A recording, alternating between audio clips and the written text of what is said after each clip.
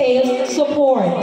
Today, we have the extraordinary opportunity to listen and learn from our guest speaker, ang bunga ng pagmamahalan ni Ginang Jerosalima Gomez Capunot at Ginoong Froilan Rongalerio Jimenez na isinilang noong August 14, 1996.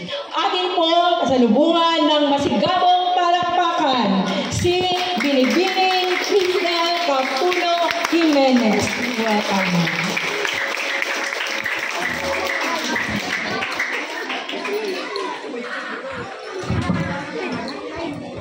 Thank you for that wonderful introduction, Ma'am Fe.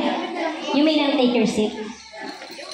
To our school principal, Madam, to our teachers, parents, grandparents, and our dear graduates, a pleasant morning to each and everyone. I am truly honored to be invited to such important event in your lives. On this special day, I am not only congratulating our graduates who have successfully completed years of learning in primary level, but I'm also extending my congratulations to your proud parents and grandparents, and also your dear teachers who have been waiting for this special academic achievement. Before I proceed, I would like to request our graduates to stand up and face the people you came here with. Harap po tayo sa inyong mga mahal na magulang, lolo, lola, sino po ang inyong kasama. And let us all thank them. Let us all say thank you. 1, 2, 3. Thank you! Thank you so much. Okay, so let us all thank them and give them a big round of applause. Palakpakan po tayo. Without their endless support, we won't be here today to celebrate your success. Thank you so much, graduates. You may now take your seats. Are you all ready and excited to the next level? Ang hina naman, parang hindi excited. Yan, energy. Every one of you may be imagining things and expectations in the next chapter of your life. There will be mixed emotions as you may feel scared and anxious about the changes that will come. New school, new environment, and new classmates.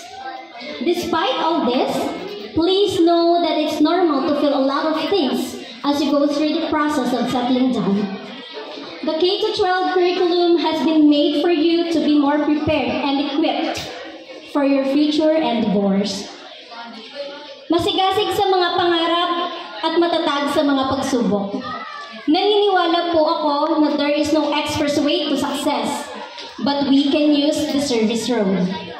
The reality in life, wala pong expressway na madadaan natin in just one snap, na-achieve na agad natin ang ating mga pangarap. Instead, we can use the service road to our advantage para maabot natin ang ating mga pangarap. Yes, sobrang daming obstacles ang ating ma-encounter. But then again, this is the way for us to learn and to be stronger para harapin pa ang future na nag-aantay sa atin. Nung ako po ay nag-aaral pa lamang dito sa Kalumanggin Elementary School, from grade 1 to grade 5, ako po ang laging top 1 sa aming klase. Nagiging representative din po ako ng paaralan sa iba't ibang klaseng competition sa iba't ibang school. Sumasali po ako ng quiz bee, essay writing, and isa din po akong representative na Girl Scout ng elementary. At nung high school naman po, hindi man po ako top 1, pero I am proud to say, nakasama po ako sa top 10 ng aming batch.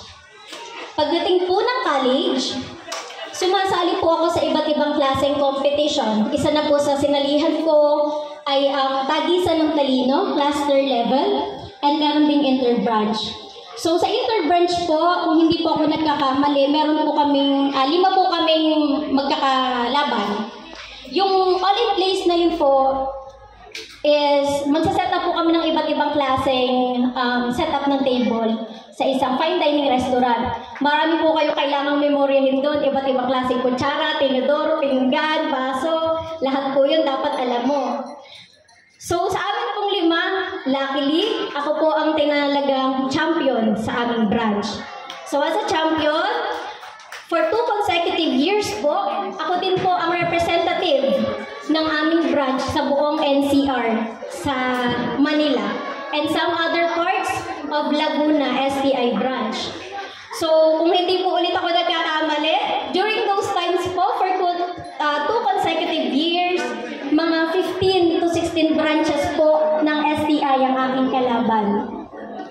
Wala pong ano-ano yon, on the spot po ang ibibigay na setup sa ang kailangan naming iset up na table na category.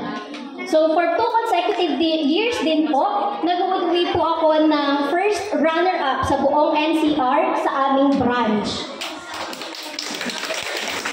Thank you po. Sinisikap ko po mag-uwi ng kahit na anong award para sa mga magulang ko. Kasi alam ko na may victory in life is also the victory of my loving parents.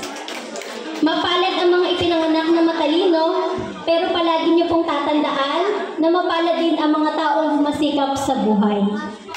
Lagi niyong tatandaan na isa sa mga ingredients ng success ay sipag at tiyaga. Huwag kayong titigil o susuko sa kahit anuman ang dumating na pagsubok sa service road na inyong tatahakin. Ipakita ninyo na hindi lang basta medalya o award nakabase ang success, kundi maging sa sipag at tiyaga. Naalala ko noon nung kinakailangan ko pong huminto ng pag-aaral ng college. Magpo-4th year student na po ako noon.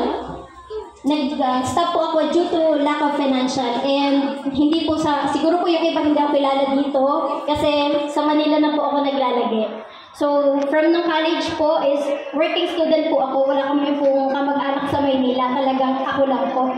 Kaya po I agree with Madam Principal kanina na let your kids explore with their own. Huwag po tayo masyadong mahigpit kasi doon po tayo matututo sa hamon ng buhay.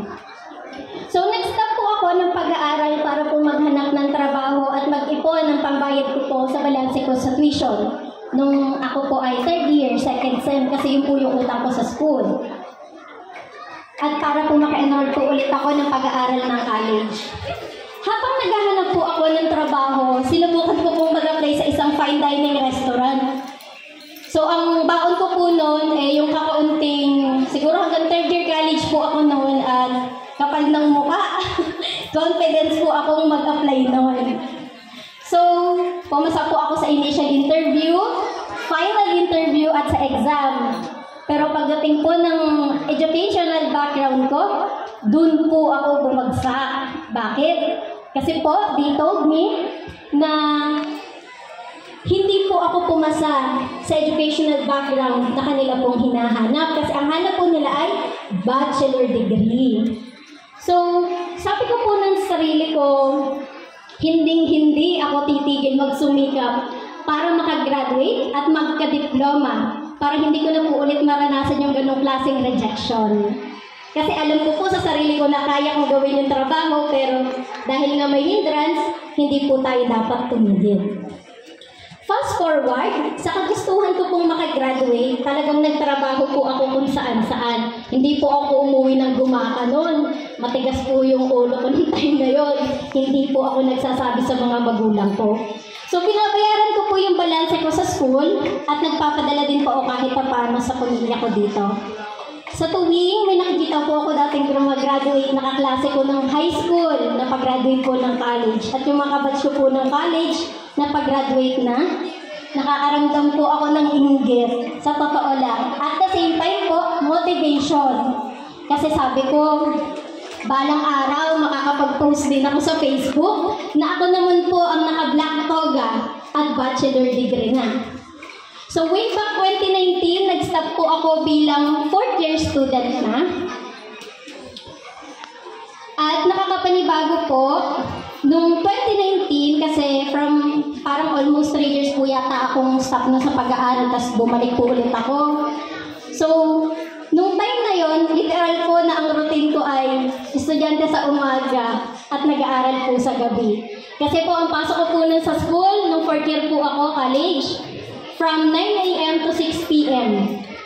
Tapos po, ang pasok ko po sa, sa hotel, sa Astoria Hotel po ako nagtatrabaho during those time, 6 p.m.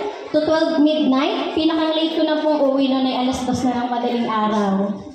So, may mga times po na habang naglalakad po ako sa hotel ay noon, naiiyak na lang po ako sa pagod kasi from Santa Mesa to Ortigas, ang layo po ng biyahe, sobrang traffic po sa Manila.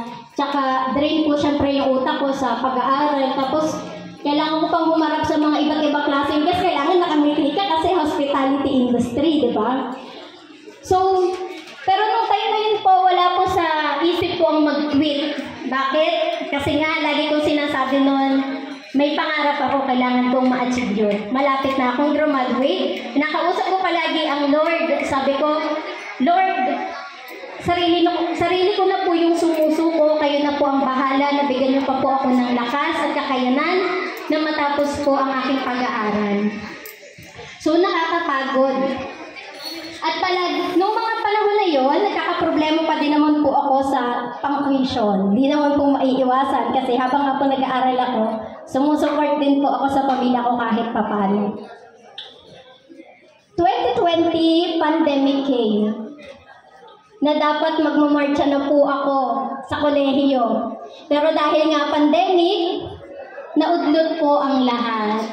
So excited na po ako nung magmarcha kasama yung dalawa kong magulang. Pero dahil nga pandemic, online lang po, graduation.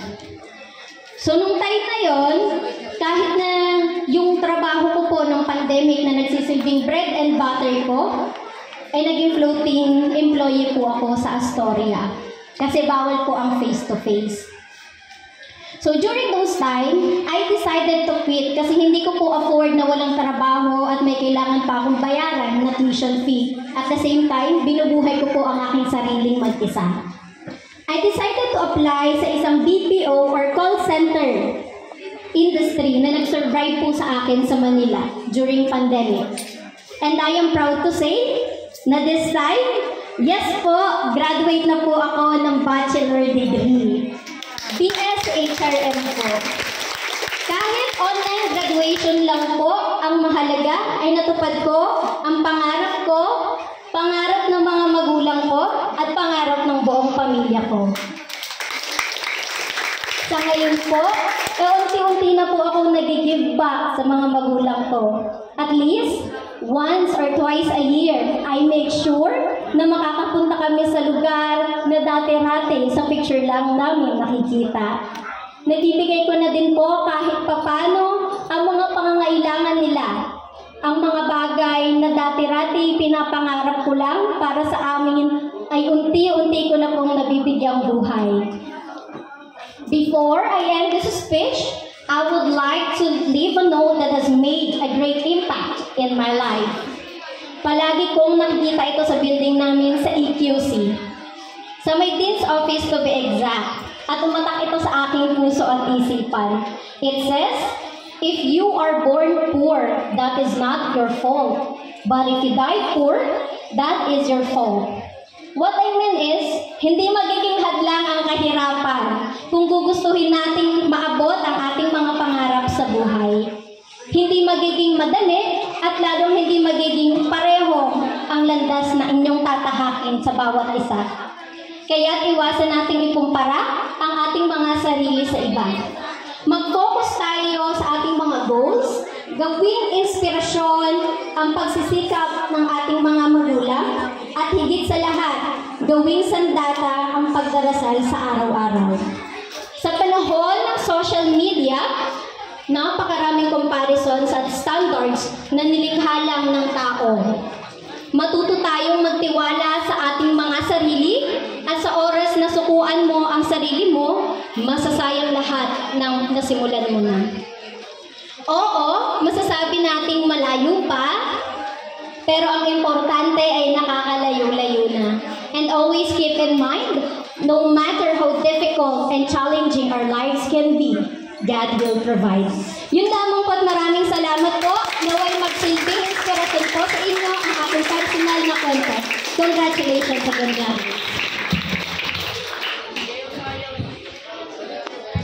Maraming salamat.